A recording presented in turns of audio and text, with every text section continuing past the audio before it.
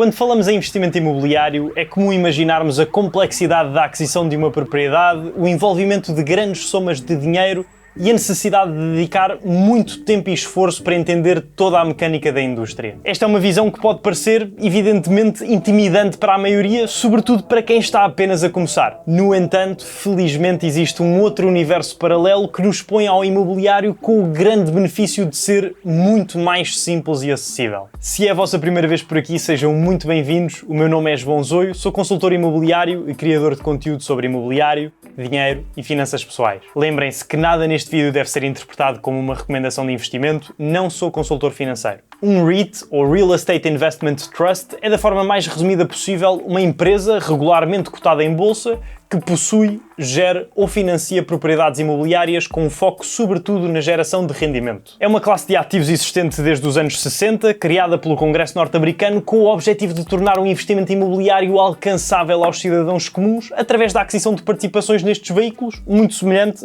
a ações de empresas. Desde então já se espalharam por todo o mundo e hoje existem também em Portugal sob o nome de SIGIs, ou Sociedades de Investimento e Gestão Imobiliária. Há três grandes benefícios de investir em REITs. O primeiro é a possibilidade da diversificação por vários setores, resultante do facto de muitas destas sociedades investirem em mais do que um tipo de ativo imobiliário, nomeadamente complexos de escritórios, condomínios residenciais, lojas em centros comerciais, armazéns, hotéis, hospitais, entre muitos outros. Esta diversidade é excelente para nós porque permite a diluição do risco dos nossos investimentos. Em vez de estarem dependentes de apenas um imóvel, têm influência de vários. A segunda é o retorno que podemos atingir, materializado neste caso no pagamento de dividendos de forma relativamente frequente. Isto acontece porque para uma empresa ser um REIT tem de cumprir com uma série de requisitos, entre os quais o pagamento de pelo menos 90% dos lucros gerados aos acionistas. Por muitos dos REITs existentes estarem cotados em bolsa, o terceiro grande benefício é a liquidez face a um investimento a título particular. Quando compramos uma casa, a probabilidade de a conseguirmos alienar de um dia para o outro caso precisamos do dinheiro é bastante reduzida, para não dizer praticamente nula. Não porque seja um mau investimento, de todo,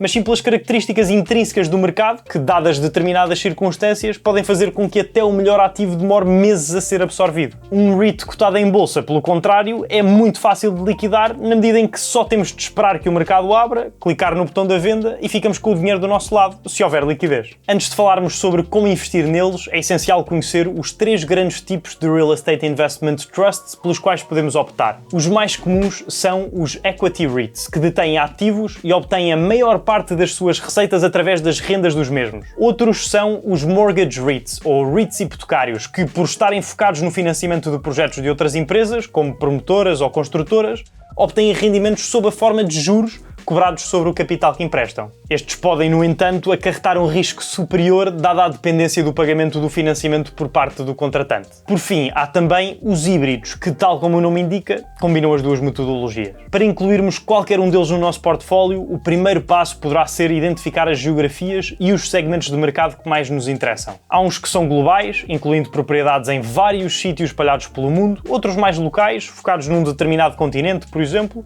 e ainda REITs exclusivos de um determinado país. Quanto aos segmentos, há aqueles que falámos brevemente há pouco e muitos mais. REITs com uma exposição alta a imóveis comerciais, outros a complexos industriais, a cuidados de saúde, a armazenamento de dados, enfim, a lista é longa e dá para todos os gostos e feitios. Depois olhamos para os dados financeiros associados à taxa de retorno, nomeadamente a dividend yield e o histórico dos pagamentos, tal como se de qualquer outra empresa que pague dividendos se tratasse. A yield é um rácio que mede o montante de dividendos pagos em relação ao valor de mercado da participação e que de forma simples nos diz quanto é que a ação vai render por ano. No caso especial dos REITs, esta percentagem é tendencialmente superior às de outras ações de dividendos, pelos tais requisitos falados há pouco, sendo uma taxa entre os 4% e os 4,5%, considerada razoável. É de notar, contudo, que o desempenho passado não é necessariamente indicativo da performance futura. Quanto ao histórico dos pagamentos, devemos procurar perceber a frequência, se são constantes ou não e se têm vindo a crescer ao longo do tempo, no mínimo o suficiente para acompanhar a inflação. Paralelamente, convém observar as outras métricas fundamentais, tal como faríamos para outro negócio. Aqui pode fazer sentido analisar os custos da operação, as receitas e os lucros para apurarmos a sua saúde financeira. Adicionalmente, faz sentido ter em conta uma métrica especialmente utilizada quando o tema são REITs: Funds from Operations, ou em português, fundos das operações. É importante porque o lucro líquido por si só pode não oferecer uma imagem clara da saúde financeira operacional de uma entidade, sobretudo por causa de certos ajustes contabilísticos feitos no âmbito do imobiliário. Não sou contabilista e devem sempre consultar um profissional certificado, mas simplificando muito, os imóveis são tratados como se perdessem valor a cada ano através de um processo chamado de depreciação. Só que na prática, estes ativos, pelo contrário, tendem a valorizar com o tempo, dado um horizonte temporal alargado. Além disso, há eventos pontuais na atividade dos REITs, mais ou menos valias na venda de propriedades,